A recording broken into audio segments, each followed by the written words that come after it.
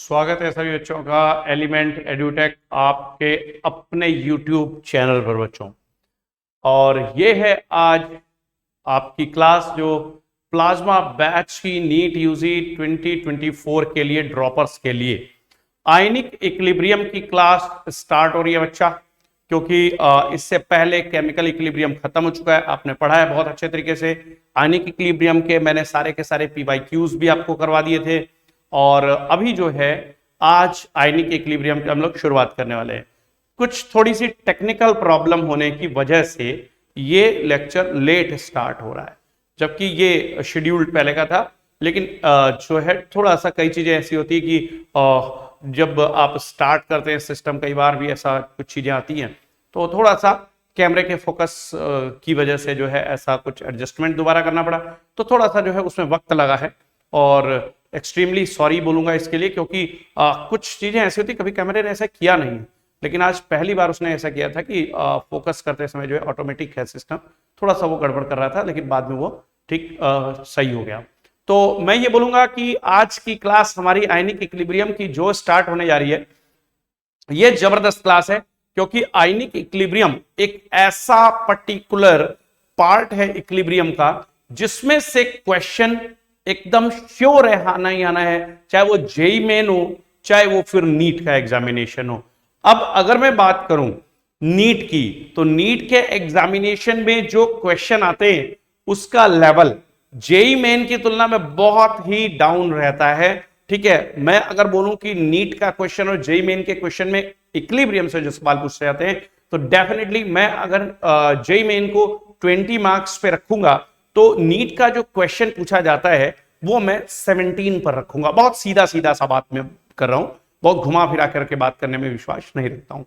तो NEET UG का question paper is very easy, बहुत आसान होता है, लेकिन बस आप उसको ट्रिक से सॉल्व कर सकते हो। इसीलिए नीट यूजी के एग्जामिनेशन में अगर आप देखें बहुत ध्यान से, तो इसको मैं वेरीफाई भी कर देता हूं अपनी बात को, क्योंकि इन दोनों बातों में क्या अंतर है, ठीक है, क्या सिमिलैरिटी है, सब कुछ क्लियर कर देता हूं।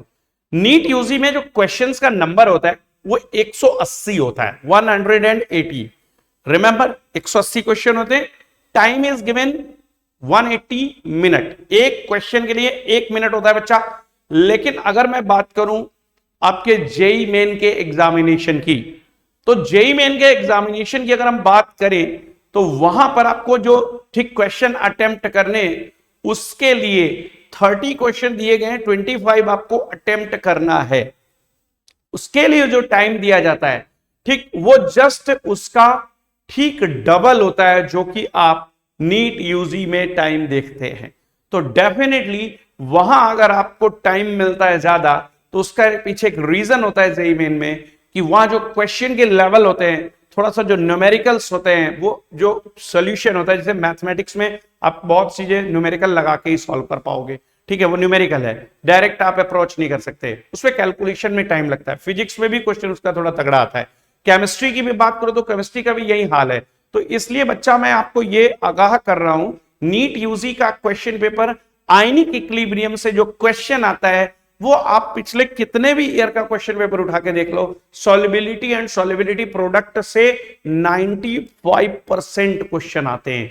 इसके बाद अगर मैं बात करूं तो बहुत इजी से बाकी सब टॉपिक बचते हैं। सॉल्ट हाइड्रोलिसिस का कभी रेयरली क्वेश्चन पूछे जाते हैं, पीएच वैल्यू का क्वेश्चन भी पूछा जाता है। और अगर मैं बात करूं तो कॉन्जुगेट एसिड कॉन्जुगेट बेस अगर पूछ लिया ब्रॉन्स्टेड लॉरी कॉन्सेप्ट से, बहुत ही आसान काम है। अगर कहीं ऑर्डर ऑफ एसिडिक स्ट्रेंथ पूछ लिया, ठीक है, किस केस में, जैसे कि लुइस बेस के केस में, तो वो भी बहुत इजी क्वेश्चन होता है। तो आयनिक इक्विलिब्रियम की अगर हम बात करें दोस्तों, तो आयनिक इक्विलिब्रियम में वैरायटी है, लेकिन जो क्वेश्चन जो चूज करता है एनटीए, या फिर इससे पहले जब एआईपीएमटी होता था, तो या नीट को कभी अगर सीबीएसई ने भी कराया, तो डेफिनेटली बच्चों उसमें जो क्वेश्चन होते हैं वो सॉल्युबिलिटी प्रोडक्ट का सवाल बहुत ज्यादा पूछे जाने वाला सवाल एक है।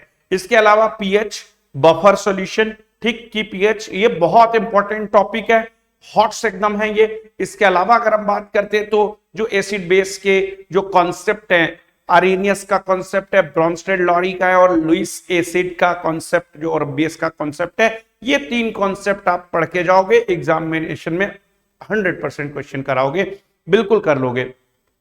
अगर हम बात करें तो वाटर के आयनाइजेशन की बात होती है, वाटर की पीएच की बात होती है, वाटर के आयनिक प्रोडक्ट की बात होती है, ठीक है, और कुछ चीजें जो है ओस्टवाल्ड डाइल्यूशन लॉ पर भी कभी कभार पूछ ली जाती हैं। सॉल्ट हाइड्रोलिसिस में आपको पढ़ाऊंगा, सारी चीजें पढ़ाऊंगा, लेकिन questions, this is very must कि क्वेश्चन कहां से आता है, क्वेश्चन आता क्या है, this becomes very important now in the competitive era. ठीक है, आप इतना ज्यादा यूट्यूब पर मटेरियल पढ़े हुए हैं कि आप उसमें से कुछ भी उठा करके पढ़ोगे आपको समझ में आ जाएगा, लेकिन ultimately end of the day जो क्वेश्चन है अगर वो नहीं बना हमसे तो this is no meaning of such kind of study. ऐसी पढ़ाई का कोई मतलब नहीं है कि अगर आपसे क्वेश्चन नहीं बन रहे हैं तो क्वेश्चन कैसे बनेंगे ये तो हम क्वेश्चन सॉल्व करते समय दिखाएंगे आपको क्वेश्चन कैसे बनाना है, लेकिन यहां सबसे पहले जो टॉपिक है, ड्रॉपर बैच है, सब कुछ आप पढ़े हुए हैं, तो आपको मैं जो है डिटेल में बहुत ज्यादा जाऊंगा नहीं, डीप कॉन्सेप्ट में ज्यादा लेके जाऊंगा नहीं, क्योंकि केमिकल इक्विलिब्रियम जब हम 11th को चलाएंगे, अगर आपको डीप कॉन्सेप्ट पढ़ना होगा तो डेफिनेटली आप वहां से उठा करके पढ़ सकते हैं। लेकिन अभी आज दोस्तों हम लोग ड्रॉपर बैच के लिए, ये आपका जो है प्लाज्मा बैच, नीट यूजी 2024 हमारा टारगेट है 180 आउट ऑफ 180। सब्सक्राइब नहीं किया तो सब्सक्राइब जरूर कर लीजिएगा और इसके साथ साथ में बेल आइकन जरूर प्रेस करिएगा, ज्वाइन करिए मेंबरशिप अगर कर सकते हैं तो। और बोलूंगा पसंद आता है लेक्चर तो लाइक जरूर किया करिए बच्चों और शेयर जरूर करिए। इसके साथ साथ में एक बहुत ही इंपॉर्टेंट चीज मैं आज लेकर के आपके सामने आया, बहुत ही जरूरी, बहुत ही इंपॉर्टेंट चीज है। ठीक है, ये क्या है, ये मैं आपको बताना चाहूंगा कि अभी तक आपने जितने भी जेई मेन के एग्जामिनेशन इधर बीच में देखे हैं, कंप्यूटर बेस्ड अब तो होता है, सभी कई शिफ्ट में होते हैं, कई दिन तक चलते हैं, तो इसके लिए रिसेंटली आपके लिए बहुत बड़ी जो है खबर है, बहुत खुशखबरी वाली खबर है कि एक ऐसा मटेरियल आया हुआ है मार्केट में जिसमें आपको जेई मेन के जो क्वेश्चन डिफरेंट डेज में डिफरेंट शिफ्ट में हुए हैं, वो सब आपको एक जगह पर क्वेश्चन विद एक्सप्लेन्ड आंसर भी आपको मिल जाएंगे। और ये बहुत ज्यादा कुछ कॉस्टली नहीं है, आप बस मार्केट में जाइए और एक बुक देखिए, बहुत ही प्यारी बुक मुझे लगी। देखिए, मैं एक ही चीज का फेवर करता हूं और वो स्टूडेंट का फेवर करता हूं और बाकी किसी का मैं फेवर नहीं करता हूं। तो स्टूडेंट के फेवर के लिए जो कुछ भी मुझे सही लगता है वो मैं स्टूडेंट को इस अपने मंच से, जो कि आपका अपना मंच है, यहां से मुझे बोलने में भी कोई हिचकिचाहट नहीं होती है, तो मैं बोलते आया हूं और हमेशा कहूंगा कि ये बुक आप देख रहे हो, ठीक है, this is the very best kind of the book. ये बुक अगर आप लेकर के और क्वेश्चंस को देखते हो, उसके एक्सप्लेनेशंस देखते हो, this will be very very informative for your preparation बच्चा लोग। तो ये बुक कौन सी है, ये आप देख सकते हैं कि 22 ईयर्स यानी 2002 से लेकर 2023 तक के JEE main chapter wise, topic wise solved paper से केमिस्ट्री का अरिहंत ने ये जो है बुक लॉन्च किया है।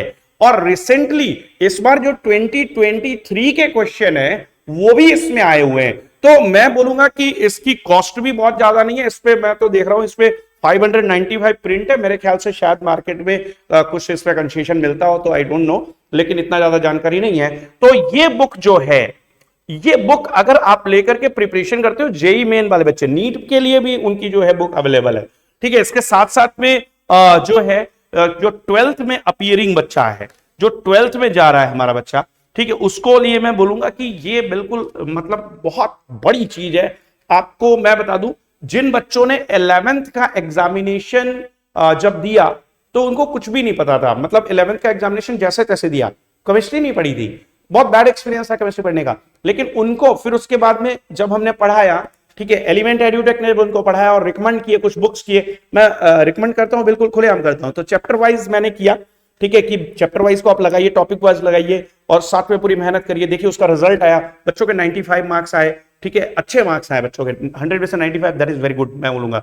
ठीक है, तो ये चैप्टर वाइज आप क्लास 12th के भी लिए ले सकते हैं, अभी वक्त आ गया। ठीक है, इसके साथ साथ में आप क्लास 11th के लिए जो बच्चे हैं वो भी ऑल इन वन जो है, ठीक है, ले, और इसके साथ साथ में ऑल इन वन जो है आपका ये क्लास 12th के लिए भी वेरी वेरी इंपॉर्टेंट बुक है। आप इस बुक को ले, पढ़ाई करें, ये मैं बहुत सपोर्ट करता हूं इस बुक को, क्योंकि वाकई में इसने रिजल्ट दिया है। जो कुछ IITians हैं उन तक ने ये रिकमेंड किया कि नहीं, all in one is the best book, right. तो मैं ये बहुत प्रिफर करता हूं इस बुक को, और मेरी मनपसंद बुक्स में से एक बुक है। मैं ऐसा नहीं कर सकता कि नहीं इस मटेरियल को लेकर के अपने मटेरियल में दिखा दूं कि ये एलिमेंट एड्यूटेक बना रहा है मटेरियल। इसमें क्रेडिट उसी को जाना चाहिए जिसकी बुक है, उसको क्रेडिट जाना चाहिए भाई। तो मैं इस बुक का इस्तेमाल करूंगा, आपके वेलफेयर के लिए करूंगा, ये मैं बोल रहा हूं पहले। तो थैंक यू वेरी मच इस बात के लिए बच्चों कि आपने जो है इसको भी जो है वैल्यू दी होगी, और इसको जरूर आप यूज करिएगा। नहीं आपका मन करता आप बुक लीजिए, नहीं देखिए बुक शॉप पे जाइए, देखिए आपको समझ में खुद ही आ जाएगा। That is very good kind of material यार। तो आज की डेट में क्या है ना, हमको अल्टीमेटली अपना सिलेक्शन चाहिए, हम क्यों किसी और चीज के पीछे भागे, ठीक है। तो मैं आज आयनिक इक्विलिब्रियम की क्लास जो शुरू करने वाला हूं, ये क्लास वाकई में बहुत इंपॉर्टेंट है यार, ठीक है। और इस क्लास के बारे में मैं बोलूंगा कि आयनिक इक्विलिब्रियम ना, ये आप लोग किसी भी कीमत पे यार, किसी भी कीमत पे आयनिक इक्विलिब्रियम जो है 100% आप जरूर जो है प्रैक्टिस कर लो, क्योंकि ये आपका सिलेक्शन करवाता है भाई। मैं साफ साफ बात बोलता हूं कि ये आपको सिलेक्शन दे के जाएगा, ठीक है। तो ये करेगा आपको सिलेक्शन, और खुश रहिए शिवांश पांडे, ठीक है बेटा। चलिए तो शुरुआत करते हैं आज के हमारे इस लेक्चर की, जो कि है आयनिक इक्विलिब्रियम का बच्चा। चलिए शुरू कर रहे हैं, ठीक है। तो देखिए बच्चा क्या है कि आयनिक इक्विलिब्रियम में अपना फेवरेट कलर के साथ में ऑलरेडी है, ठीक है। आयनिक इक्विलिब्रियम ध्यान से देखेंगे, आयनिक इक्विलिब्रियम में, ठीक है, जो क्वेश्चन आते हैं सबसे ज्यादा, मैंने पहले ही बोला आपसे कि सॉल्युबिलिटी एंड सॉल्युबिलिटी प्रोडक्ट का सवाल आता है, लेकिन मैं आपको टॉपिक सारे पढ़ाने वाला हूं, चिंता मत करिए एकदम भी, ठीक है दोस्तों। तो शुरुआत करते हैं आयनिक इक्विलिब्रियम में दरअसल है क्या। तो यहां पे सबसे पहले हम देखते हैं कि आयनिक इक्विलिब्रियम में जो यहां ठीक आयंस हैं, ठीक है, आयनिक इक्विलिब्रियम में आयनिक इक्वेशंस इन्वॉल्व होते हैं बच्चा, आयनिक इक्वेशंस आर इन्वॉल्व। पहली बात, आयनिक इक्वेशंस का इन्वॉल्वमेंट होता है, ठीक है, यानी कि ऐसी रिएक्शंस जिसमें प्रोसेस ऑफ आयोनाइजेशन हो। जिन प्रोसेसेस में प्रोसेस ऑफ आयोनाइजेशन होता है, मतलब कोई सॉल्ट वाटर के कांटेक्ट में आने पर या किसी भी सॉल्वेंट के कांटेक्ट में आने पर अगर अपने आयंस में डिसोसिएट हो जाए, टूट जाए, ठीक है, आयंस में टूट जाए, this process is called ionisation, ठीक है, ध्यान सुनिएगा। तो आयनिक इक्वेशंस आर इन्वॉल्व, पहली बात। दूसरी बात, ठीक इलेक्ट्रोलाइट्स आर इन्वॉल्व। अब बहुत ज्यादा खींचेंगे नहीं क्योंकि ड्रॉपर बैच है, तो आप समझ सकते हैं कि ड्रॉपर बैच के लिए पूरी चीज बिल्कुल क्लास 11th की तरह तो पढ़ाई नहीं जाएगी, लेकिन यह है the electrolytes are involve and you know very well बच्चा लोग कि इलेक्ट्रोलाइट्स क्या होते हैं। इलेक्ट्रोलाइट किसको हम लोग बोलते हैं? इलेक्ट्रोलाइट्स ऐसे केमिकल सब्सटेंसेस होते हैं जिसको एक्वस सॉल्यूशन बनाने पे वो अपने आयंस में टूट जाते हैं, ठीक। तो आप लिख सकते हो डिसोसिएट इनटू इट्स आयंस, ठीक है, it's ions in aqueous solution और इन मोल्टेन फॉर्म, ठीक। ये भी बात ध्यान रखना, मोल्टेन फॉर्म में भी बेटा। अब इसमें इलेक्ट्रोलाइट में आता क्या है ये मैं आपको बता दूं, ये सभी आयनिक कंडक्टर होते हैं, these all are ionic conductor. यहां पे ions are the charge carrier, ions are the charge carrier, ion ही चार्ज को कैरी करते हैं। ये सभी कंडक्टर होते हैं लेकिन आयनिक कंडक्टर है, मतलब यहां से इलेक्ट्रॉन का कोई लेना देना नहीं है। फ्री इलेक्ट्रॉन का कॉन्सेप्ट केवल मेटेलिक कंडक्टर पे या ग्रेफाइट पे लागू होता है, वो आयनिक कंडक्टर पे लागू नहीं होता है। डन। अब बात आती है बच्चा यहां पे, जो इलेक्ट्रोलाइट्स हैं ये एसिड होते हैं, ये बेस होते हैं, ये हमारे सॉल्ट होते हैं, ठीक है, एसिड बेस एंड सॉल्ट। कुल मिलाकर के हमको इस चैप्टर में, इस इक्विलिब्रियम के पार्ट में, आयनिक इक्विलिब्रियम में कुल मिलाकर के हमें एसिड बेस और सॉल्ट को ही स्टडी करना होता है। और इसके लिए एसिड बेस सॉल्ट की जो डेफिनेशंस हैं, ठीक, जो कॉन्सेप्ट हैं, डेफिनेशंस गिवन बाय, ठीक है, आर्हेनियस का कॉन्सेप्ट के मुताबिक। दूसरी बात करेंगे तो ब्रॉन्स्टेड एंड लॉरी कॉन्सेप्ट, ठीक। तीसरी बात करेंगे तो ठीक यहां पे लुइस का जो कॉन्सेप्ट है ये तीन कॉन्सेप्ट आपको पढ़ना। डन। तो बहुत ध्यान से समझिएगा बच्चों बात को, ठीक है। आयनिक इक्वेशन इन्वॉल्व होते हैं, electrolytes are involve, dissociate into its ions, ionic conductor इसमें सभी इन्वॉल्व होते हैं, ions are the charge carrier उसमें, acid base and salt. Then clear है। प्रोसेस ऑफ आयनाइजेशन किसको कहते हैं, यहां से बात शुरू करते हैं, ठीक है, क्लियर है। तो what do you mean by process of ionization, ionization किसको कहते हैं, what do you mean by ionization, ठीक है, आयनाइजेशन क्या है, ठीक है। जब भी किसी एक इलेक्ट्रोलाइट को आप उसके एक्वस सॉल्यूशन में डालोगे, यानी वाटर में डालोगे, एक्वस सॉल्यूशन उसका बनाओगे, वो अपने आयंस में जुड़ेगा, this process is called the ionization, ठीक है। When an electrolyte is added to, when an electrolyte is added to, ठीक है, a solvent like water, it dissociates, done.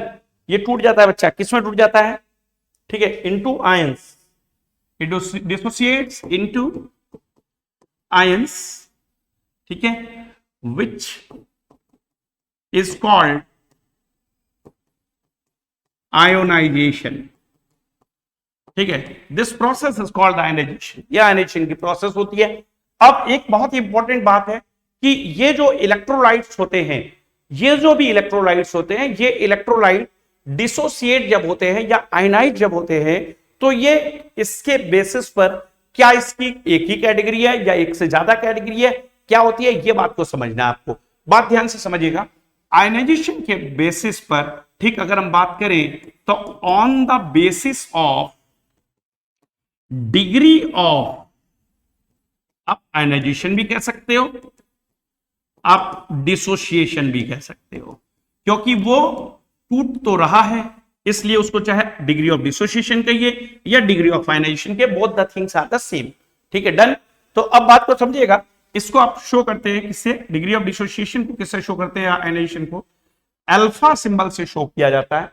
Alpha क्या होता है, number of particle dissociated, the number of particles dissociated divided by total number of particles, जितने particles total होते हैं उससे अगर आप डिवाइड कर दोगे जितने पार्टिकल टूट गए हैं, तो that will give you the value of degree of dissociation या डिग्री ऑफ आयनाइजेशन। इसी को बोलते हैं अल्फा, अल्फा सिंबल से इसको शो करना है, ठीक है। क्लियरली समझ में आ रहा है, ठीक है। हाँ सार्थक, गुड इवनिंग, वेरी गुड।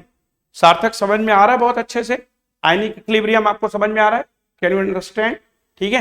तो डेफिनेशन जो गिवन बाय है, ठीक, उसकी बात तो हम करेंगे, लेकिन अभी यहां पे जो हम बात कर रहे हैं, ठीक है, वी आर टॉकिंग अबाउट कि on the basis of degree of ionization या डिसोसिएशन, यहां पर दो तरीके के इलेक्ट्रोलाइट आपको मिलने वाला है, ठीक है। टाइप ऑफ इलेक्ट्रोलाइट बेटा, टाइप ऑफ इलेक्ट्रोलाइट, ध्यान से सुनिएगा। टाइप ऑफ इलेक्ट्रोलाइट दो तरीके के हैं, टू टाइप्स बेटा। एक होगा यहां पर हमारा स्ट्रॉन्ग इलेक्ट्रोलाइट, दूसरा बेटा होगा weak electrolyte. Yes, strong electrolyte क्या होता है, ध्यान से समझेंगे। What is the strong electrolyte, basically strong electrolyte वो होगा जिसमें डिग्री ऑफ डिसोसिएशन जो अल्फा होता है, दिस विल बी 1, ठीक, यानी कि जितना पार्टिकल है सबका सब टूट जाएगा, कोई भी पार्टिकल अनडिसोसिएटेड नहीं बचा रहेगा, डन। तो जितना भी पार्टिकल आपने ऐड किया सॉल्वेंट में, all the particles will get dissociated, such a kind of electrolyte will be termed as strong electrolyte, done. Strong electrolyte के केस में आप बोलोगे डिग्री ऑफ डिसोसिएशन 1 होता है, या परसेंटेज ऑफ डिसोसिएशन अगर मैं बात करूं बेटा, तो percentage of dissociation will be 100%, यानी पार्टिकल आपने 1 मोल डाले, 1 मोल के 1 मोल टूट जाएंगे, डन। अच्छा, वीक इलेक्ट्रोलाइट के केस में क्या होता है, alpha is always less than 1, या बोले percentage of dissociation this is also less than 100%, very important thing. अब इसमें आते कौन है, इसमें आते कौन है, स्ट्रॉन्ग इलेक्ट्रोलाइट में क्या आता है, वीक इलेक्ट्रोलाइट में क्या आता है, आइए देखते हैं, ठीक है, डन। तो बच्चा समझिए कि स्ट्रॉन्ग इलेक्ट्रोलाइट के केस में आपको क्या क्या लेना होता है। स्ट्रॉन्ग इलेक्ट्रोलाइट की बेटा अगर बात करें तो इसमें हमारे, ठीक है, जितने भी स्ट्रॉन्ग एसिड हैं, ऑल स्ट्रॉन्ग एसिड्स, ठीक है, done, all the strong bases, देखिए बेस और एसिड के नाम में स्ट्रॉन्ग आता है या वीक आता है, ठीक है। तो जितने भी स्ट्रॉन्ग एसिड है, जितने भी स्ट्रॉन्ग बेस है, स्ट्रॉन्ग एसिड के अंदर अगर हम बात करें तो हमारा HCl है, HBr है, HI है। आगाह करना चाहेंगे HF is a weak acid, क्योंकि ये हॉट है, ठीक है। क्वेश्चन बनता है इस पे HF पे, hydrogen fluoride is a weak acid. Done. इसी तरीके से यहां पे देखोगे स्ट्रॉन्ग एसिड में आपको H2SO4 मिलेगा, आपको HCl मिलेगा, आपको HNO3 मिलेगा। These are the strong acid में। चलो ठीक, आई थिंक सो आप ये समझ पा रहे होंगे, ठीक। फिर उसके बाद में अगर हम बात करें तो HClO4 आ जाएगा, ठीक है। HClO4 very strong acid. Strong base की बात करेंगे तो जितने भी, ठीक, जैसे लिथियम हाइड्रोक्साइड है, ठीक है, लिथियम सोडियम हाइड्रोक्साइड है, पोटेशियम हाइड्रोक्साइड है, ठीक है, सीजियम हाइड्रोक्साइड है। ये जो आप देखते हो एल्कली मेटल्स, फर्स्ट ग्रुप की metals, lithium sodium potassium rubidium as well, ये सभी स्ट्रॉन्ग बेस होते हैं, ठीक है। सीजियम, फ्रेंशियम को मत लीजिएगा, रेडियोएक्टिव होता है। अब इसके अलावा अगर हम बात करते हैं यहां पे, तो फिर जो सॉल्ट्स हैं बेटा, सॉल्ट्स ऑफ, बहुत ध्यान से रखना, सॉल्ट किस चीज के बने होते हैं? एसिड और बेस के मिलने से ही बनते हैं।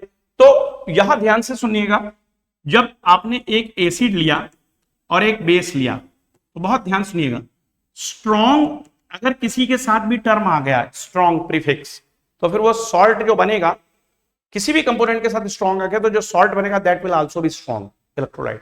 तो स्ट्रॉन्ग एसिड है, स्ट्रॉन्ग बेस है, इसका बना हुआ सॉल्ट, यानी salt of strong acid, strong base, sorry, ठीक। जैसे लाइक यहां पर एग्जांपल की बात करें, स्ट्रॉन्ग एसिड की बात करें HCl है, स्ट्रॉन्ग बेस की बात करें सोडियम हाइड्रोक्साइड है, और इसका जो सॉल्ट है उसका एग्जांपल ले लें, दैट विल बी NaCl। तो NaCl will be termed a strong electrolyte, okay. आपको क्या करना है, जो भी इलेक्ट्रोलाइट आप देखो उसका एग्जांपल जो सॉल्ट है, तो सॉल्ट में आप देखो कि एक केटायन है, एक एनायन है। रिमेंबर, सॉल्ट एसिडिक है कि सॉल्ट बेसिक है, ये कैसे देखते हैं? इसके एक केटायन होता है सॉल्ट का और एक एनायन है। रिमेंबर, यहां पे एक केटायन है और एक एनायन है। Always remember, anion always comes from acid. A for acid होता है, ए फॉर एनायन है। तो एसिड से एनायन आता है। देखो ध्यान से, यहां पे Na+ और Cl- दो आयन है, तो Cl- is coming from HCl, ये एसिड है। और जो केटायन है coming from base, from base, तो ये याद रखिएगा Cb, ठीक है। तो coming from base like sodium hydroxide से आ रहा है। तो आप जैसे ही देखोगे कि जैसे Cl आयन जब भी आएगा तो that comes from chloride ion, yes. Sodium ion is coming always from sodium hydroxide, done, ठीक है। तो ये स्ट्रॉन्ग एसिड, स्ट्रॉन्ग बेस है, तो सॉल्ट होगा कैसा? Strong electrolyte. लेकिन अगर ये स्ट्रॉन्ग एसिड है बेटा, ये वीक बेस है, लाइक जैसे कि ये HCl है, और वीक बेस की अगर हम बात करें तो वीक बेस के केस में अगर हम बात करेंगे तो जैसे, ठीक है, यहां पे एक स्ट्रॉन्ग बेस में और लिख देता हूं क्योंकि वो कहीं ना कहीं आपको कंफ्यूज करेगा कई बार। बेरियम हाइड्रोक्साइड बेटा, BaOH whole twice, barium hydroxide is a strong base. Remember, barium hydroxide क्या है? स्ट्रॉन्ग बेस है। ये मक्खी बहुत तंग कर रही है भाई, क्योंकि ये कई बार जो है यहां बैठ जा रही है, वहां बैठ जा रही है, कुछ भी कर रही है। हटो, देख रहे हैं, ठीक है, बहुत तंग किया हुआ है इसमें, ठीक है। तो ये क्या है? Strong acid, weak base. Weak base में अगर हमने लिया सपोज दैट कैल्शियम का हाइड्रोक्साइड, तो ग्रुप सेकंड के जो हाइड्रोक्साइड है ना, उसमें अगर आप बात करोगे तो मैग्नीशियम का हाइड्रोक्साइड वीक बेस है, ठीक, कैल्शियम का हाइड्रोक्साइड वीक बेस है। लेकिन जो बेरियम हाइड्रोक्साइड है ना, this is not the weak base, this is strong base, है ना। अब ये Cl2 आ जाएगा। तो CaCl2 क्या है? एक इस तरीके का सॉल्ट है जो कि वीक बेस और स्ट्रॉन्ग एसिड का सॉल्ट है। वीक बेस में आपका अमोनियम हाइड्रोक्साइड भी हो सकता है, ठीक है, लाइकवाइज दिस वन, क्लियर है। अब यहां पे बात करते हैं बच्चा हम लोग, जैसे ये अगर वीक एसिड है और एक स्ट्रॉन्ग बेस है, स्ट्रॉन्ग बेस की बात करें यहां पे हम लोग लिथियम का हाइड्रोक्साइड ले लेते हैं, और वीक एसिड की बात करें तो हम यहां पे वीक एसिड में CH3COOH ले लेते हैं। यूजुअल सा एग्जांपल लेते हैं ताकि दिक्कत ना आपको आए। तो स्ट्रॉन्ग बेस में सोडियम हाइड्रोक्साइड लेते हैं और हम लोग यहाँ पे एक सॉल्ट ले लेते हैं CH3COONA। This is sodium acetate बच्चा, पोटेशियम एसीटेट भी हो सकता है। तो ये जो आप देख रहे हो ये examples, these all are the examples of strong electrolyte. ये सब स्ट्रॉन्ग इलेक्ट्रोलाइट है ना। आई थिंक सो ये बात आपको बहुत अच्छे से समझ में आ गई होगी स्ट्रॉन्ग इलेक्ट्रोलाइट क्या होता है। वीक इलेक्ट्रोलाइट है, ये दिखाते हैं आपको। जो वीक इलेक्ट्रोलाइट है, तो वीक इलेक्ट्रोलाइट के बच्चे अगर बात करेंगे, वीक इलेक्ट्रोलाइट्स अल्फा 1 से छोटा होता है, परसेंटेज अल्फा लेस देन 100 होता है। अब ये सभी वीक एसिड होते हैं, ऑल वीक एसिड, ठीक, वीक एसिड लाइक, ठीक है। यहां पे आप फॉर्मिक एसिड ले सकते हो, यहां आप एसिटिक एसिड ले सकते हो, यहां पे आप, ठीक है, इस तरीके से CH3CHOH COOH, इसको लैक्टिक एसिड बोलते हैं, ये ले सकते हो आप, ठीक है। टार्टरिक एसिड हो गया, मैलिक एसिड हो गया, जितने ऑर्गेनिक एसिड होते हैं उनमें स्ट्रॉन्गेस्ट अगर कोई है तो ट्राई फ्लोरोएस्टिक एसिड होता है, CF3COOH स्ट्रॉन्गेस्ट ऑर्गेनिक एसिड, ठीक है। तो लेकिन सभी ऑर्गेनिक एसिड जो होते हैं उनकी हम बात करें तो they are considered as the what, ठीक है, वीक एसिड की कैटेगरी में जाता है। अब यहाँ पे ये आ गया। इसके बाद अगर हम बात करें ऑक्जेलिक एसिड आप ले सकते हो, COOH bond COOH, this is called oxalic acid, ठीक है। मेलोनिक एसिड, ठीक, ये COOH बॉन्ड CH2COOH, ये मेलोनिक एसिड हो गया। COOH बॉन्ड CH2COOH, ये आपका सक्सीनिक एसिड हो गया, ठीक है, इस तरीके से। इसी तरीके से आप देखोगे, ठीक है, ये ग्लूटारिक एसिड हो जाएगा, ठीक है, CH2 का whole thrice COOH, this is the glutaric, ठीक है। यहाँ पे एक भी CH2 नहीं है तो दिस इज ऑक्जेलिक, बीच में एक आ गया तो मेलोनिक OM, फिर देखिए ये S, ठीक है। तो दो अगर बीच में आ गए तो S फॉर सक्सीनिक, और यहाँ पे देखेंगे तो G आ जाएगा, तो ये ग्लूटारिक है। और इसके बाद आएगा एडिपिक एसिड, तो COOH थोड़ी सी ऑर्गेनिक भी होगी इसके साथ साथ में मजा आ गया, ठीक है। तो ये होगा एडिपिक एसिड, तो ये एडिपिक है, ये ग्लूटारिक है। बायोलॉजी वाले बच्चे समझ रहे हैं, नीट वाले ही तो हैं इसमें, कि अल्फा कीटोग्लूटारिक एसिड होता है, क्रेब्स साइकिल के अंदर 5 कार्बनस होता है, याद होगा। ये सक्सीनिक एसिड है, ये वहां आपने देखा था कि सक्सीनिल कोएंजाइम में, या फिर अगर आपने फ्यूमेरिक एसिड देखा है, सक्सीनिक एसिड देखा है, और फिर वो एस्टिल कोएंजाइम के साथ मिलकर के, ठीक है, सिट्रिक एसिड साइकिल में सबसे पहले सिट्रिक एसिड बनता है 6 कार्बनस, वो देखा होगा। ये मेलोनिक एसिड है, ठीक है। तो ठीक, मेलोनिक एसिड जो बच्चे जानते हैं वो मैलेट डिहाइड्रोजनेज एंजाइम का नाम सुने होंगे बायोलॉजी में, ठीक है। ऑक्जेलिक है, ये सभी वीक एसिड है बच्चा।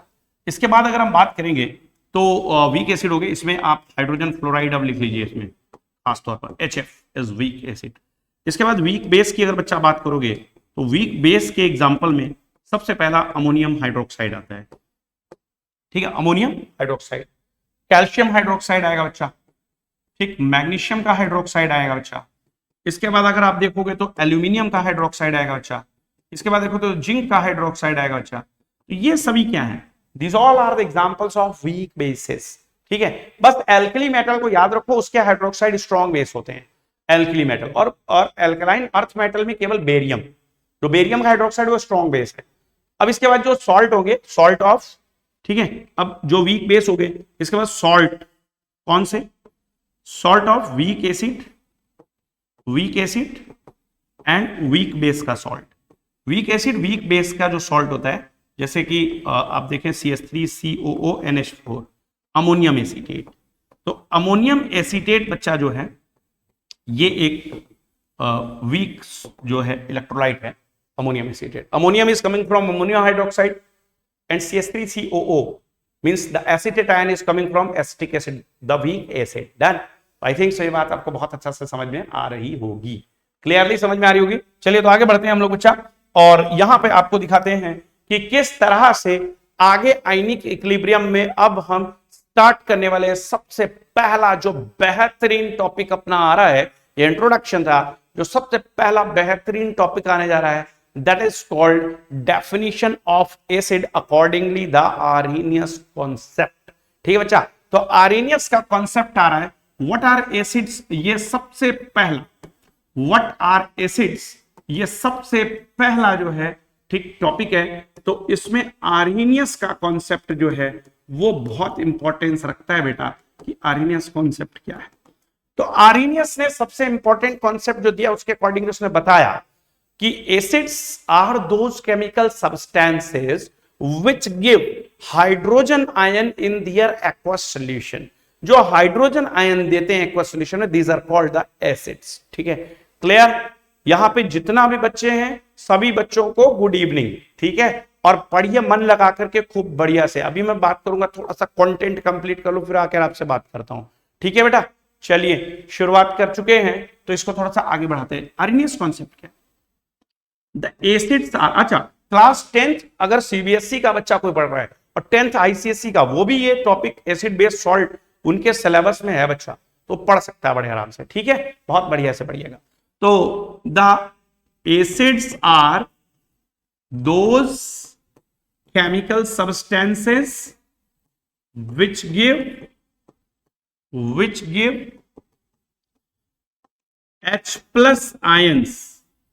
इसको आप H plus आयन की बजाय हाइड्रोनियम आयन भी लिख सकते हो, H3O प्लस, ठीक है, हाइड्रोनियम आयन या H plus ion in their aqueous solution. अब मैं एक खास बात बताना चाहूंगा आपको, बहुत इंपॉर्टेंट बात है वो बात इंपॉर्टेंट क्या है, बहुत ध्यान समझना। देखो एसिड्स जो होते हैं ना, ठीक, वो हाइड्रोजन आयन तो देते हैं भाई, आप जानते हो बात बहुत अच्छे तरीके से।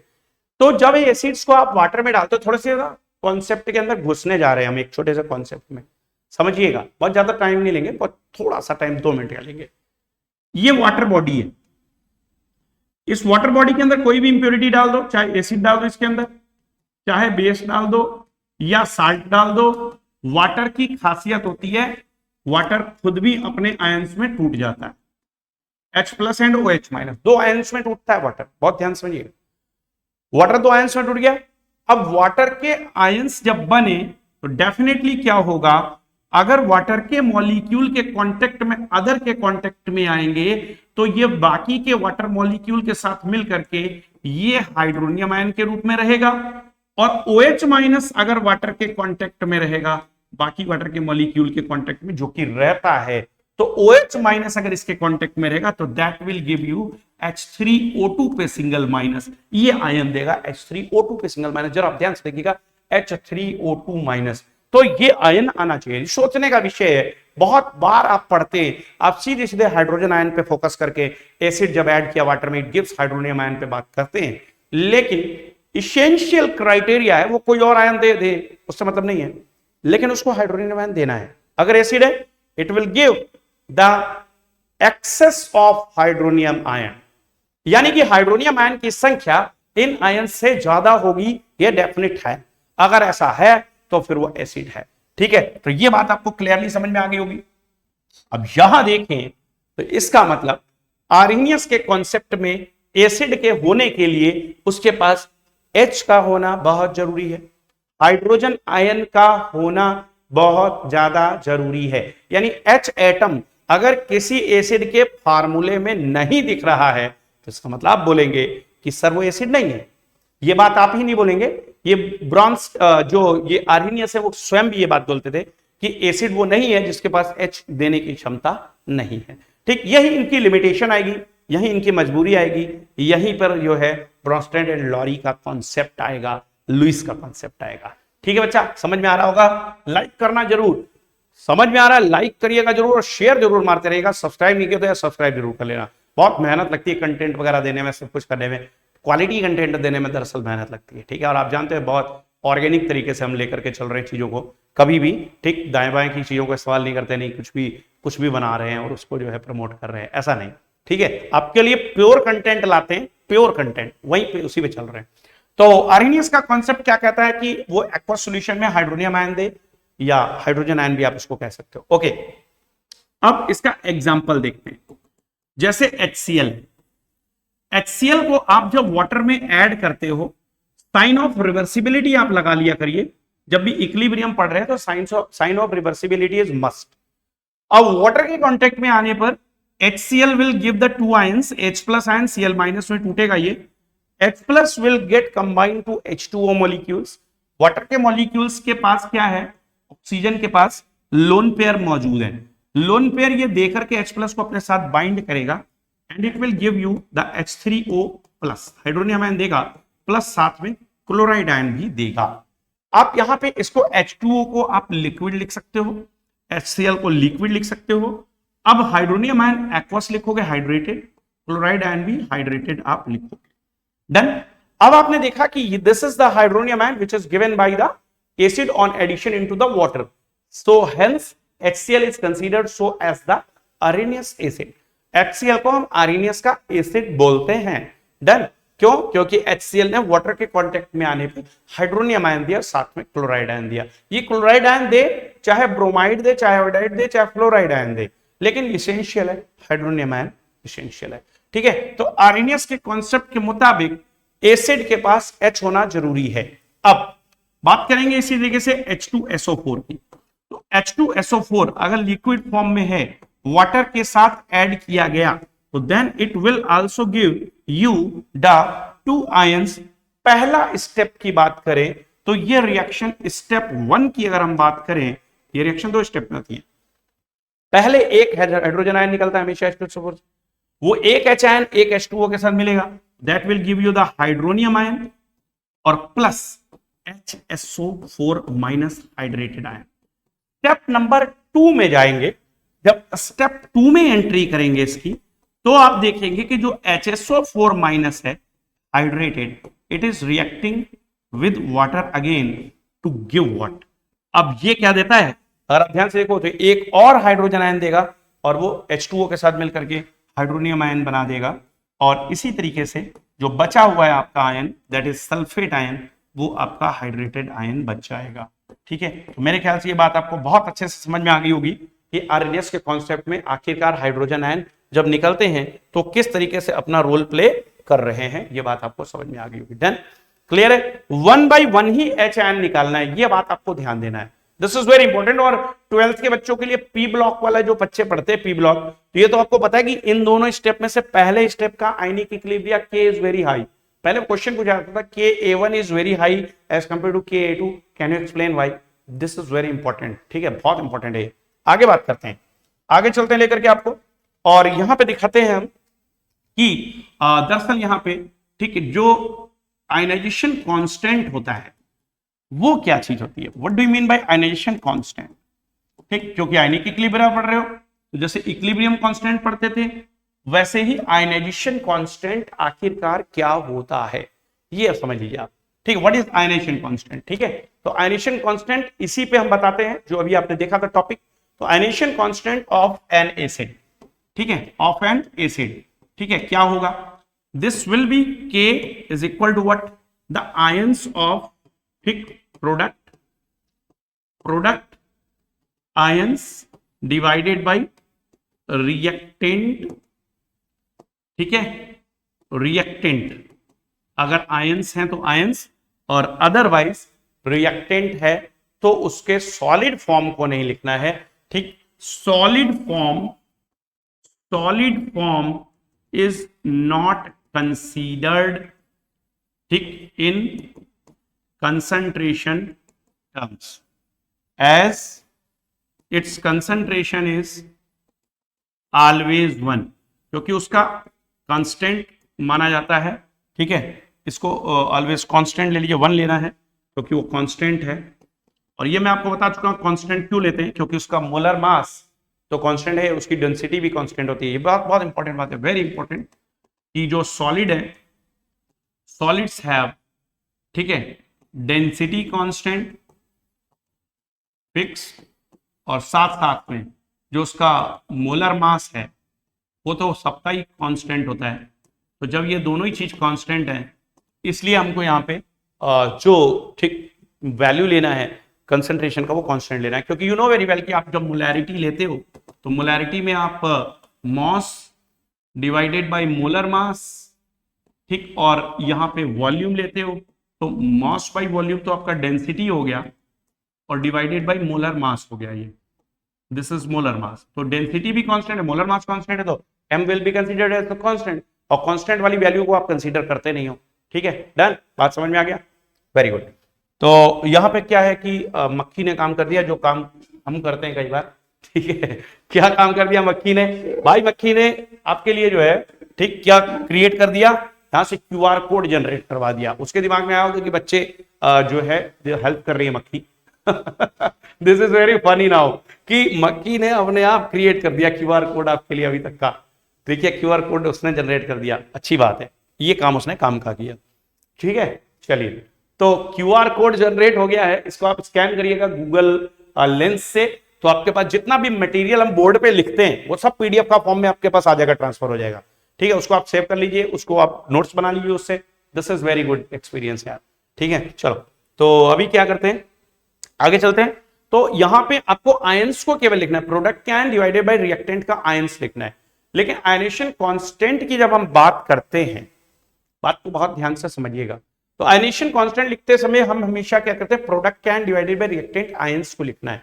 तो अभी मैं एक आपको एग्जांपल दिखाता हूं, ठीक है। यहां पे देखिएगा, ठीक ये आपका थायोसाइनेट आयन है, ठीक, यहां पे Fe डबल प्लस SCN, ठीक है, FeSCN डबल प्लस आयन है एक्वस, ठीक है। जब ये डिसोसिएट होता है वाटर में, it on dissociation give the two ion, ठीक, एक फेरिक आयन देता है, एक थायोसाइनेट आयन देता है बच्चे। अगर इसकी मैं बात करूं तो ये क्या है, dissociation of ion, dissociation of ion है बेटा। अब इसके आयनेशन कांस्टेंट K की बात करोगे तो दिस विल बी, यहां पे अगर आप बात करोगे बेटा, इसमें अगर बात करें हम, that will be K equal to what, ठीक, Fe triple plus ion into SCN minus ion का कंसंट्रेशन डिवाइडेड बाई FeSCN के ऊपर, ठीक है, सिंगल माइनस, सॉरी FeSCN के ऊपर डबल प्लस, ठीक है, डबल प्लस, ठीक है। तो मेरे ख्याल से ये बात आपको बहुत अच्छे से समझ में आ गई होगी कि ये किस तरीके से आयनेशन कांस्टेंट में लिया जाता है। तो अभी जो हम यहां पर देख रहे थे, पिछले वाले केस की अगर हम बात करें, तो अगर एसिड के केस की बात करें, तो यहां पर जब आप लिखोगे, इसके लिए अगर आप लिखोगे आयनेशन कांस्टेंट, तो आयनेशन कांस्टेंट इसके लिए अगर एक्सप्रेशन लिखना, तो आप लिखोगे K of A, K of A का मतलब एसिड का आयनेशन कांस्टेंट बराबर क्या लिखोगे, आप लिखोगे हाइड्रोनियम आयन, ठीक, इनटू क्लोराइड आयन लिखोगे। नीचे यहां पे आप अगर HCl लिखते हो और H2O लिखते हो, तो ये दोनों ही आपको कांस्टेंट ले लेने हैं, these two are taken as the constant, ये दोनों कांस्टेंट वैल्यू आपको लेने होते हैं, ठीक है। ये आपको कांस्टेंट लेने हैं, क्योंकि क्यों लेने हैं कांस्टेंट, सॉरी, अगर ये सॉलिड होगा तो कांस्टेंट लेंगे, H2O को नहीं लेंगे आप, H2O को लेंगे कांस्टेंट, HCl को नहीं लेंगे, HCl को कांस्टेंट नहीं मानना, क्योंकि HCl तो लिमिटेड है, तो HCl आप यहां पे लोगे, ठीक है, and H2O is in large access, तो जो चीज लार्ज एक्सेस में होगी वो भी जो है ठीक कंसीडर नहीं की जाती है। तो यहां पे हम लिख दे रहे हैं कि the H2O taken in large access, taken in large access is also taken constant, वो भी आप कांस्टेंट मानते हो, ठीक है बेटा। आई थिंक जो ये चीज आपको बहुत अच्छे से समझ में आ गई होगी। तो अब इसकी हम लोग आगे बात करते हैं, ठीक है। और यहां पर आपको हम दिखाने वाले हैं कि किस तरीके से जो आर्हीनियस का कॉन्सेप्ट है वो कहां कहां पर फेल होता है। लेकिन उससे पहले आर्हीनियस के कॉन्सेप्ट के मुताबिक एसिड के कुछ टाइप हैं क्या, बात करते हैं, ठीक है। तो type of acid on the basis of, ठीक है, बेसिसिटी ऑफ एन एसिड, ठीक है। तो बेसिसिटी किसको बोलते हैं बेटा, बेसिसिटी ऑफ एसिड क्या होती है, number of H plus given in aqueous solution. Aqueous solution में कोई एसिड जितने हाइड्रोजन आयन देगा वो उसकी बेसिसिटी कहलाएगी। तो इसके बेसिस पर अगर देखेंगे तो मोनोबेसिक, ठीक है, डाई बेसिक, ट्राई बेसिक, ठीक, इस तरीके के एसिडों के मोनोबेसिक की अगर हम बात करें, मोनोबेसिक के अंदर आपको दिखाई देगा जैसे HCl है, जैसे HNO3 है, HNO2 है, CH3COOH है, HCOOH है, ये सभी एक हाइड्रोजन आयन देते हैं, ठीक है, रिप्लेसेबल एक ही हाइड्रोजन आयन है। ठीक, इसी तरीके से आप अगर देखोगे तो H3PO3 is very good example. ठीक है, H3PO3 की अगर हम बात करें तो H3PO2 भी मोनो, ठीक, बेसिक एसिड। डाई बेसिक की बात करेंगे तो H2SO4 आपको मिलेगा, H2CO3 आपको मिलेगा।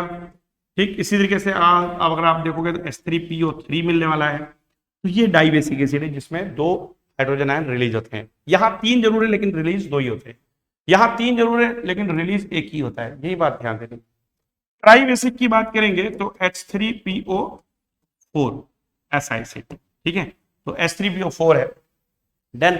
और इस तरीके से कई सारे और भी एग्जांपल आएंगे। तो ये एसिड के टाइप हो गए, monobasic, dibasic and tribasic. Clear है? और थोड़ी सी बच्चों से बात करते हैं साथ साथ में, क्योंकि काफी समय हो गया बच्चों से बात तो नहीं किया है। ठीक है,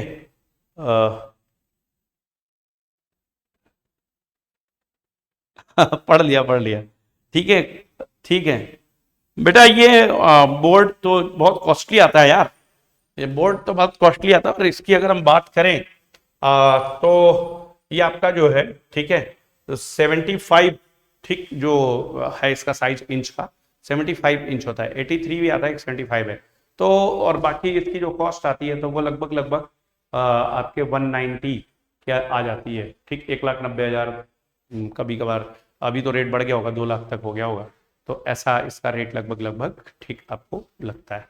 बाकी इसके अलावा भी आप स्टूडियो अगर सेट कर रहे हैं तो उसमें बहुत सारी चीज़ें आपकी लगती हैं, जैसे कैमरा एक बहुत अच्छा होना चाहिए, वो लगभग कुछ नहीं तो 1 से 1.5 लाख उस पर खर्च लगते हैं। तो काफ़ी ज़्यादा जो है कॉस्ट आती है अगर आपको एक स्टूडियो बढ़िया सेट करना है तो। इसके अलावा आपको लाइट्स चाहिए, इसके अलावा आपको और साउंड सिस्टम चाहिए, एक्वास्टिक चाहिए, एक्वास्टिक लगाना पड़ता है ताकि इको ना आए। इसके अलावा अगर आप देखें तो फिर इसके बाद इंटरनेट कनेक्शन एंड ऑल। इसके बाद सबसे बड़ी चीज़ है कि यहाँ पे जो दिमाग है इसके अंदर कंटेंट रहना चाहिए डिलीवर करने के लिए जो आपको पढ़ाना है। तो ये सबसे बड़ी इंपॉर्टेंट चीज है। ठीक है, तो चलिए, ट्राई बेसिक एसिड हो गया, H3PO4 हो गया। इसी तरीके से बहुत अलग अलग टाइप के एसिड होते हैं। तो यहां तक ही आज रखेंगे। आज ये पहली क्लास है, लेक्चर नंबर 1 है और इसको यहीं तक रखेंगे बच्चा। आयनिक इक्विलिब्रियम की क्लास को बहुत लंबा नहीं खींचेंगे, आज पहला क्लास है, लेक्चर नंबर 1 में इतना ही रखेंगे। और इसके बाद कल की जो क्लास चलेगी वो क्लास आपको मैं पहले से अनाउंस कर दे रहा हूं, जो कल की क्लास चलेगी वो इवनिंग में लगभग 5:30 बजे चलेगी। ठीक है, तो 5:30 बजे वो क्लास चलेगी बच्चे, ध्यान दीजिएगा। 4:30 नहीं, टाइमिंग थोड़ा सा हम शिफ्ट कर रहे हैं क्योंकि कुछ ना कुछ प्रॉब्लम है हल्की सी। 5:30 बजे वो क्लास चलने वाली है और 5:30 बजे ही क्लास चलेगी कल नीट यूजी 2024 की प्लाज्मा बैच की। साथ साथ में जो 10th ICSE है और 11th है, इसके लेक्चर आपको डेली मिलेंगे, एनी हाउ मिले, चाहे वो प्रीमियर करके हम दें आपको, रिकॉर्डेड प्रीमियर लेकिन चलेगा, और चाहे वो हम रिकॉर्डेड दे दें, अपलोड करें, और चाहे लाइव चले, लेकिन you will get every day the class. ठीक, और साथ साथ में 12th बोर्ड क्योंकि अब आ चुका है, तो 12th बोर्ड की विशेष तैयारी मैं करवाने जा रहा हूं। ऑर्गेनिक जल्दी स्टार्ट होने वाला है, केमिकल काइनेटिक्स बहुत लंबा मैंने खींच दिया, ठीक है, लेकिन अब केमिकल काइनेटिक्स खत्म करके उसके बाद में ऑर्गेनिक का नंबर लगने वाला है। तो बच्चों अब तक जो है, ठीक, जो जिस तरीके से चलती हैं ये चीजें, अब यहां से स्पीडी काम होने जा रहा है, बहुत तेज सब कुछ, क्योंकि जुलाई एंड की तरफ जा रहा है। तो अभी इसके बाद में बहुत वक्त नहीं बचता, 5 महीने केवल बच रहे हैं, तो समय नहीं है आपके पास और बिल्कुल हमें उसको कंप्लीट कराना है। तो बहुत तेजी के साथ चल रहा होगा, और लेकिन सारी चीजों को ध्यान में रखते हुए। तो ठीक है बेटा, तो शुरुआत करते हैं। ठीक है, और कर चुके हैं, ठीक है, समझ में आया बेटा? ठीक है हाँ, नोटबुक ही ठीक है, सही है, ठीक है। स्नेहा, ठीक, सत श्री अकाल, सत श्री अकाल बोलते हैं स्नेह, ठीक है स्नेह, ठीक है। सीबीएसई 10th को भी शुरू करने जा रहे हैं, और थोड़ी सी कुछ टेक्निकल दिक्कतें कहीं कहीं आती हैं यार, टाइम बहुत इंपॉर्टेंट होता है चीज। तो चाहता हूं कि जो भी चीज दूं आपको वो क्वालिटी की दूं, ऐसा नहीं कि मतलब उसको कुछ भी, मतलब anyhow I have to give the class, और वो क्वालिटी ना आए तो मजा नहीं आता। आप पढ़ रहे हो, आप टाइम निकालते हो, यूट्यूब पे भरोसा करते हो, एक चैनल पे, आपका फेवरेट चैनल है, तो उसमें आपको कंटेंट की कैटेगरी मिलनी चाहिए, ये नहीं कि कंटेंट एनी हाउ मिल जाए, तो बहुत सारा वैसे भी पढ़ा हुआ है। ठीक है बेटा, तो चलिए इसको पढ़ते रहिए इसी तरीके से। अब मिलेंगे हम लोग कल की क्लास में, और अभी जो है एक क्लास 12th की जो क्लास है, जिसमें कि आपको पढ़ाने जा रहा हूं मैं टॉपिक, जो कि आपने जीरो ऑर्डर रिएक्शन के लिए हाफ लाइफ जो है ठीक वो पढ़नी है, साथ साथ में ठीक उसके जो ग्राफ है जितने भी वो मैं आपको दिखा दूंगा। तो ये तुरंत क्लास 5 मिनट के अंदर चलने वाली है। अगर आप 12th का ये चैप्टर पढ़ना चाहते हैं केमिकल काइनेटिक्स में half life of zero order reaction, तो उसको आप जरूर देख लीजिएगा। ठीक है, this will now run with in 5 minutes. ठीक है, तो बेटा इसी तरीके से बने रहिए, एलिमेंट एडुटेक के साथ बने रहिए और हम लोग आपको पहुंचाएंगे आपको आपकी मंजिल तक, यानी कि सिलेक्शन तक लेकर के जाएंगे। और खूब पढ़ाई करते रहो इसी तरीके से। और जो मैंने रिकमेंडेशन किया है, स्पेशल रिकमेंडेशन किया है इसलिए क्योंकि मैं जानता हूं ये बुक्स बहुत इंपॉर्टेंट है यार। These books are very very important. ये आपको ठीक बहुत कॉस्टली नहीं है, मार्केट में बहुत ही ठीक है लो प्राइस पे मिलती है और बहुत अच्छी बुक्स हैं। तो ये आपको ठीक गेम चेंजर है, इसको जरूर आप लीजिए, इससे पढ़ाई करिए। ठीक है, तो मिलते हैं बच्चा कल की क्लास में एक बार फिर से नए जोश नई एनर्जी के साथ में। तब तक के लिए खूब पढ़ाई करते रहना और इसी तरीके से अपने चैनल एलिमेंट एडुटेक को आप फैलाते रहिए, पॉपुलर करते रहिए। जल्दी से जल्दी जो है इसको कुछ हजार में लेकर के जाते हैं। ठीक है, अभी 1000 प्लस कुछ है, कुछ हजार में लेकर के जाते हैं, फिर इसको आगे जर्नी को एंडलेस जर्नी बनाते हैं, कई मिलियन तक लेके जाना है। ठीक है, चलिए लगे रहेंगे इसी तरीके से, डटे रहना है। ठीक है, और एक पहले हम लोग छोटे होते थे कविता पढ़ते थे, पोयम आती थी, वीर तुम बढ़े चलो धीर तुम बढ़े चलो, सामने पहाड़ हो सिंह की दहाड़ हो, तुम निडर डटे रहो। तो अब वही उसी तरीके से हम लोगों को करना है, चलते रहना है, डरना नहीं है, डरना मना है, बिल्कुल डरिए नहीं क्योंकि डरना मना है। ठीक है, चलिए मिलते हैं अब अगली क्लास में जो कि बहुत इंपॉर्टेंट है। जीरो ऑर्डर रिएक्शन पढ़ाएंगे, ग्राफ पढ़ाएंगे आपको। 12th का जो भी बच्चा होगा वो क्लास देखना मत भूलना, बहुत इंपॉर्टेंट है। चलिए मिलते हैं अब इसके बाद अगली क्लास में। तो कोई बात नहीं, स्नेह होता है, सत श्री अकाल लेकिन अभी से बोलना, ठीक बेटा? ठीक है स्नेह, सत श्री अकाल लिख दूं मैं, उस पर लिख देता हूं। ठीक, मैं लिख देता हूं ताकि आप प्रोनाउंसिएशन सही करना। ठीक है, लिख दूं बेटा? चैट में डाल दे रहा हूं। हाँ, जो डर गया वो गया। ठीक है, मैं लिख दे रहा हूं बेटा, सत श्री, हाँ बिल्कुल सही लिखा तुमने, अकाल। ठीक है, ये लिखते हैं बेटा। ठीक है, यस, चलो स्नेह मिलते हैं बच्चों फिर अब ले लो नेक्स्ट क्लास में। ठीक है, चलो। अरे नहीं भाई, कोई सॉरी वाली बात नहीं है, जब आपको पता नहीं था तो उसका कोई दिक्कत नहीं है। ठीक है, चलो चलो बच्चे मिलते हैं नेक्स्ट क्लास में हम लोग। तब तक के लिए आप लोग खुद पढ़ाई करते रहिए, अपने इस यूट्यूब चैनल को इसी तरीके से फेवरेट बना दीजिए। ठीक है, और खूब इसको जो है शेयर करिए दबा करके। Thank you for watching element edutech बच्चा लोग, बाय, गुड नाइट।